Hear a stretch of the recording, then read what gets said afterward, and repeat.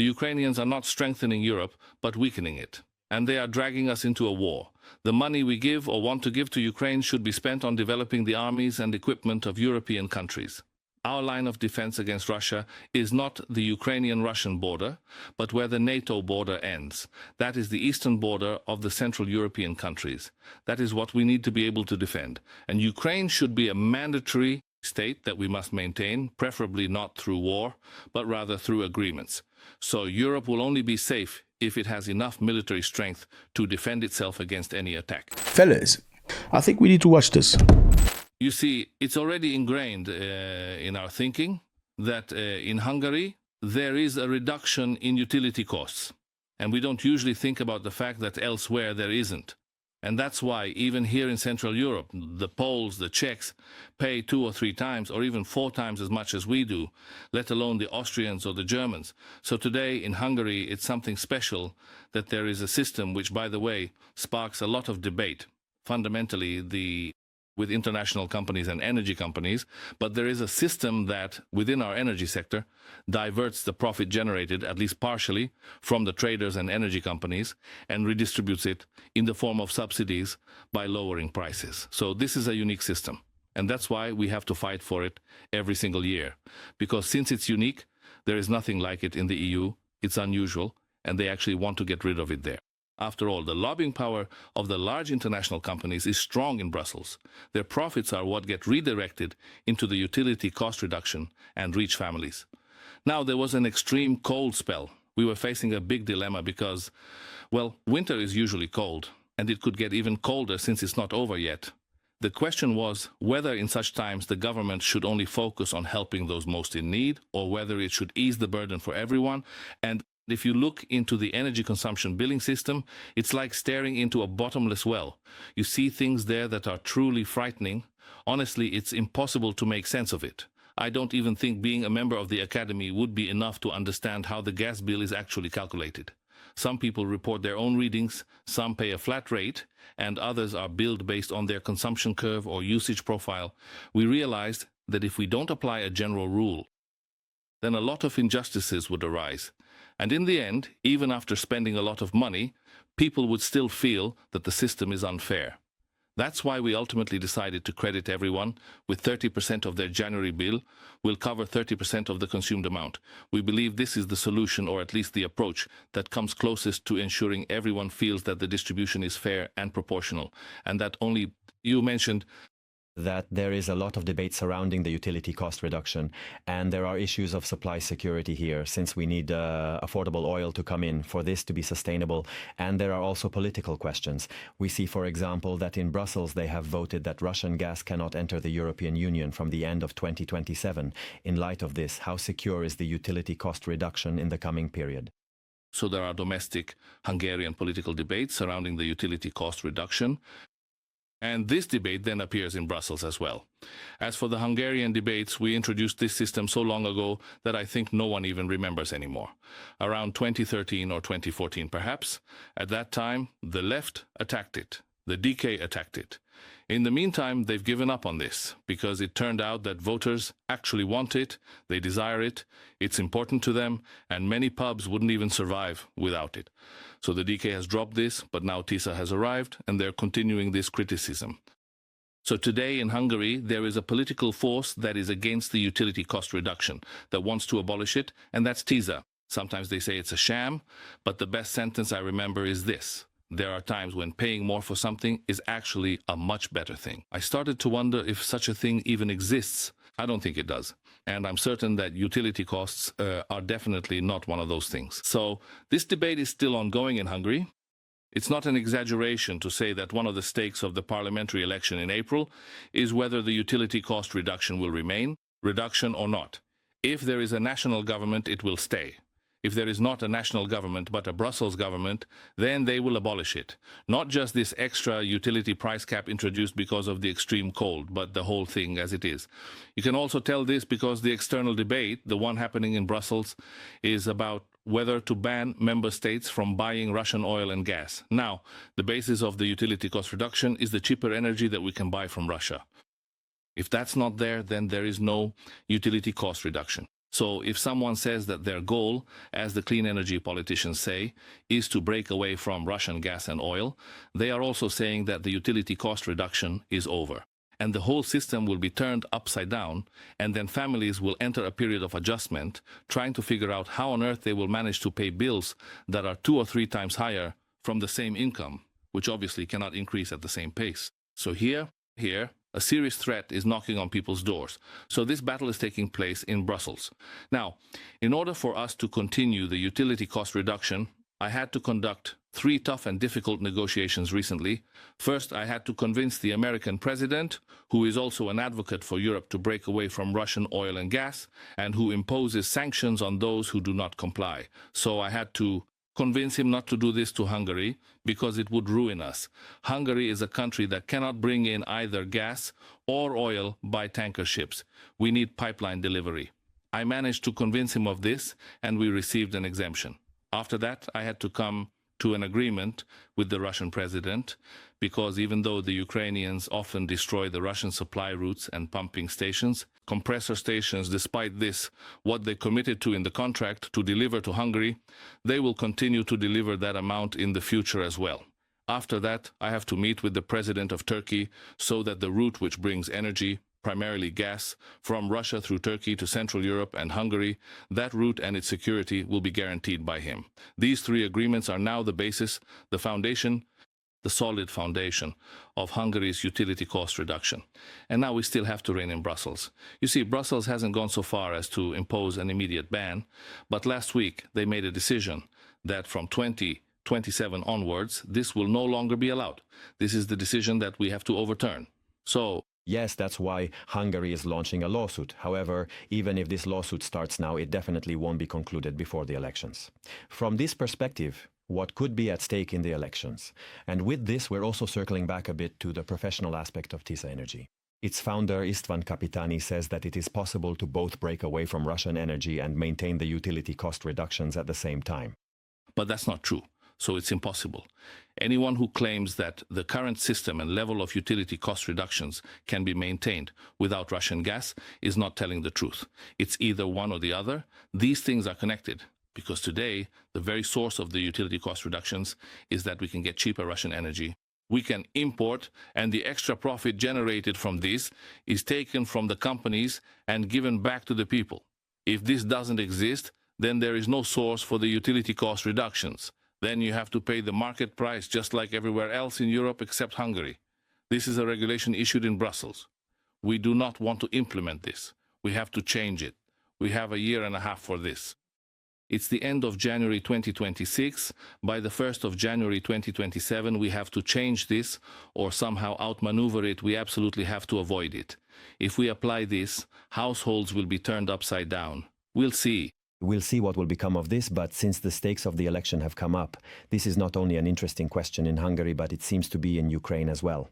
After all, we are hearing increasingly sharp messages from Kiev. For example, according to the foreign minister, you pose a danger to your own people, and Zelensky also delivered very harsh criticism in Davos. In connection with you, should we expect this in the next 2 months at all? What is the purpose of these messages from the Ukrainians? There is clearly a coordinated effort between Brussels and Ukraine. The Brussels regulation I mentioned earlier is justified by the claim that it is meant to help Ukraine. So by not allowing the Russians to supply cheap gas to Hungary, they say they are helping Ukraine. At the same time, such a ban, the European Union cannot impose such a ban. So Brussels is colluding here. The fact is, the founding treaty of the European Union clearly states that every member state has the sovereign right to decide what kind of energy it uses, what type, and from where it sources it. Brussels has no say in this. If they want to intervene, they can only do so through a so-called sanctions regime, meaning they have to impose sanctions, but a sanctions decision requires unanimity. This means that, for example, even if there is just one country that insists on pursuing a different energy policy than what Brussels demands, it has the right to do so and can defend its interests. That's exactly what we've done every single time so far. Now Brussels has come up with the idea, again citing Kiev, that what they are introducing now, this regulation, is not a sanction, but a trade policy measure. And trade policy decisions do not require unanimity, and this way they can bypass the Hungarian and Slovak resistance. But it is absolutely clear that the substance of this decision is sanction-like, and every law student learns in their first year that every contract, every decision must be judged by its content, not by what it calls itself. This is a sanction decision that they are calling a trade policy measure. But despite that, this is still a sanction decision in its substance, so it should be handled according to the relevant rules. So it's a coordinated game between Kyiv and Brussels. What is the point of this coordination? So both Brussels and Kyiv want a government in Hungary that will submit to both Kyiv and Brussels. In other words, they want a government that does not resist. Now, I can understand the Ukrainians from this perspective, since we do not want to send soldiers to Ukraine, while there are already EU countries that have agreed in writing to send troops. We are not sending weapons, and we are not willing to contribute to the EU budget being used to finance Ukraine. So we are not sending money to Ukraine either. It is in the Ukrainians' interest to take our money, since they are at war and have a plan. They call it the Ukrainian welfare plan, and they are asking for, demanding 800 billion euros, because that's the style over there. They demand 800 billion euros over the next 10 years, and they are also asking for, demanding another 700 billion for military equipment. That's 1,500 billion euros. Of course, this money doesn't exist. Brussels wants to give them this money because Brussels also, there is an alliance spending money in Kiev. Now, either they take out loans, which of course the member states will have to pay back, and we say no to this as well, or Brussels has to collect more money from the member states. Right now, Brussels is doing both. They want to take out loans and give the money to the Ukrainians, and they are also demanding higher contributions from the member states. That is why Brussels, together with Kyiv, wants a government that will raise taxes, increase state revenues, and thus be able to pay more money to Brussels. That's the name of the game. So today, Brussels and Kiev, these actors are not merely focused on and interested in hacking, systematically undermining and making Hungarian energy policy completely impossible, but they also have a much bigger joint plan to finally install a government in Hungary that is subservient and favorable toward both Ukraine and Brussels. That is precisely what the upcoming general election this April is truly about. Well, yes, but at the same time, at least officially, TISA also says that they would stay out of the war. And for example, they say they do not support Ukraine's accelerated accession either. If that's the case, then why would Brussels still want to appoint a crown from there? first of all, last time we were in Brussels at the council meeting, we received a document that describes what Brussels intends to do. Now, beyond the money, it states that they want to admit Ukraine already in 2027. The reason for this is that in the 7-year European budget, starting from 2028, they want to allocate money to Ukraine from the budget. This means that among this, it will be taken from us Europeans. So there is a deadline, whether they can manage to bring Ukraine into the Union by the start of the next 7-year budget. And there is a document about this. This is the plan. Meanwhile, TISA held a referendum here at home. So there was a TISA referendum on whether TISA supporters support Ukraine's membership. And there, more than half supported it. So there is a difference of opinion in Hungary because based on the results of the most recent vote organized by TISA supporters, we can say that they support Ukraine's membership. But if Ukraine were in the Union today, there would now be a war in Europe. So it's not possible to have a member state that is at war, say, with Russia, while the others just watch from the sidelines.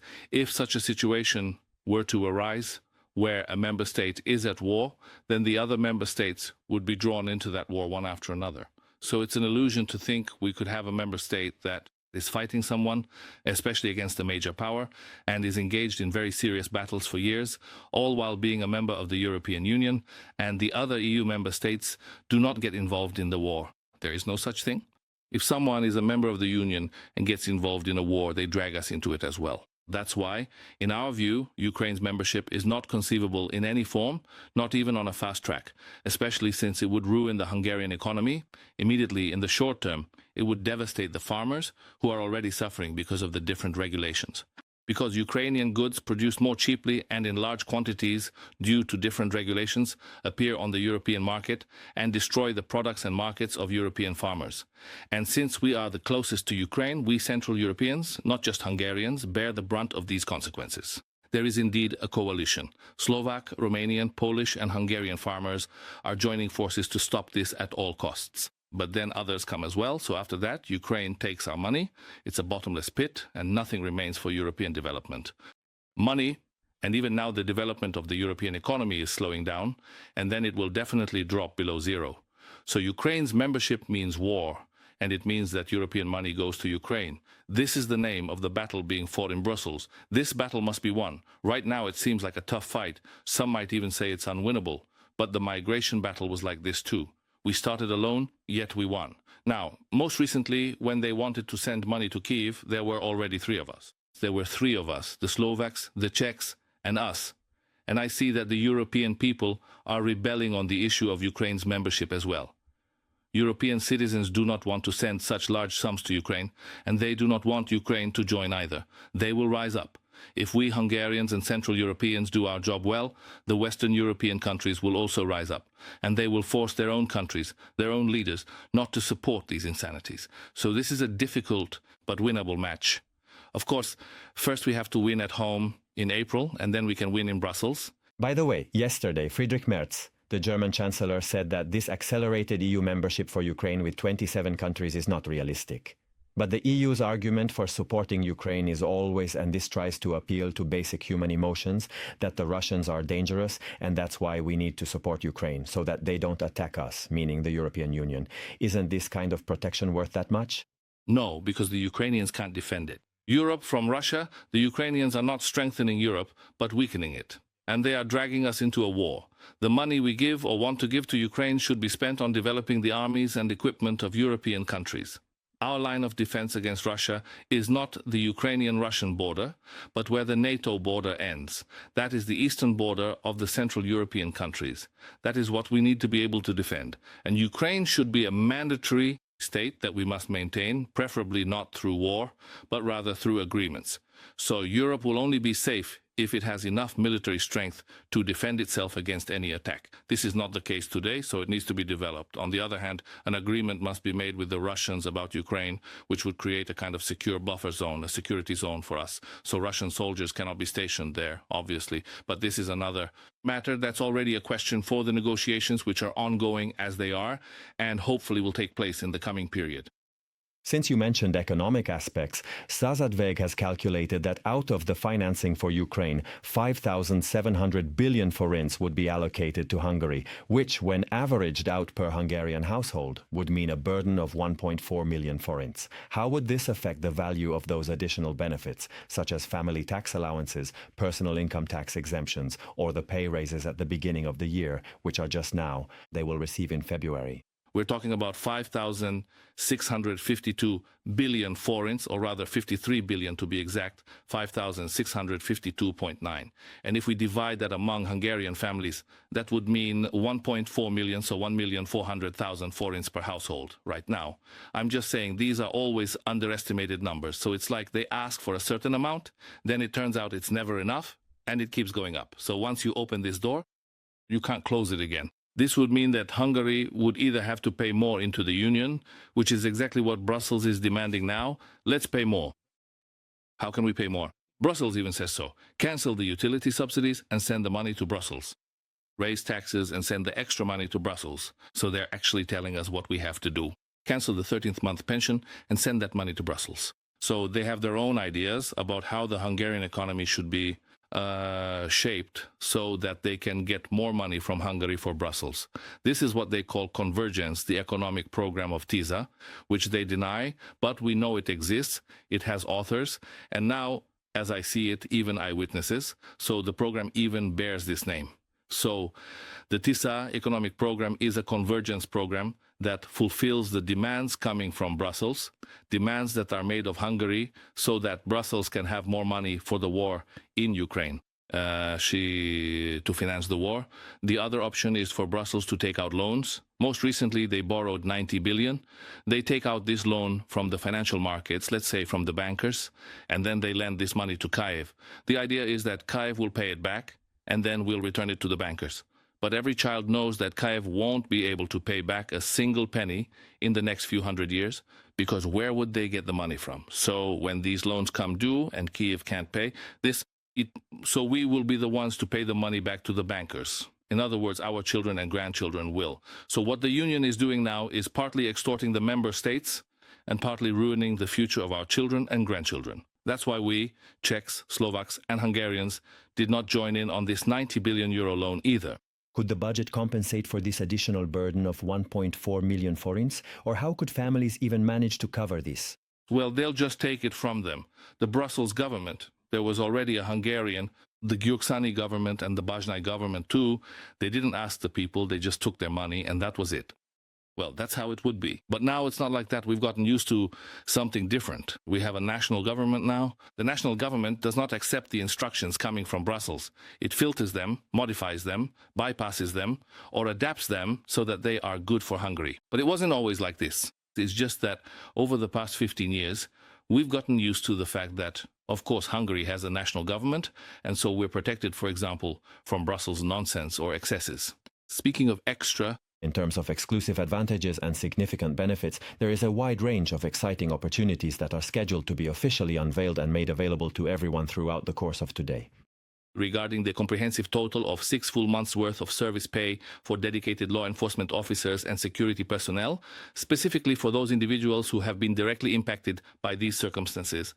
Why is it exactly them, out of everyone else, who are slated to receive this precise amount of compensation? Of course, there are others who serve within the Hungarian state so that people can feel safe, so that their children receive a proper education, or to heal Hungarian people, like those working in healthcare. But what sets those in the armed forces apart from everyone else in public service is that their oath includes a pledge to defend the interests of the country. Police officers, for example, swear to do so even at the risk of their own lives. And soldiers, in turn, pledge to do so even at the cost of sacrificing their own lives. This is such a strong commitment that I believe it deserves recognition. So anyone who enters public service knowing that they will carry out their duties, even at the risk of their own life, or if necessary, will even sacrifice it like soldiers, deserves special recognition. That's why we call it hazard pay. So these are the people who protect Hungary's security with weapons, whether it's border control, military readiness, or public safety and order on the streets. And they have done their job well in recent times. Because this hazard pay could be debated if we could say, well, yes, but the quality of the work isn't what we would like. But they do a good job. Well, first of all, Hungary is one of the safest countries in Europe.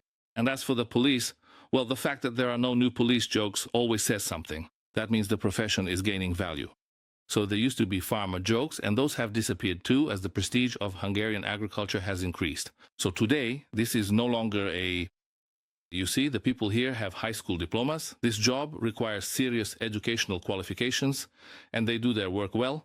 The army has also accelerated its training routines, adapted to the wartime situation, launched developments, and we've carried out internal restructuring. Some had to leave the ranks, others joined. The requirements have increased. So I think, as we saw most recently during the snow emergency, disaster management, they performed excellently. So they deserve to receive this special distinction in their favor. I also asked Prime Minister Viktor Orban about the reduction of utility costs, further support for Ukraine, and the 6 months' worth of military pay.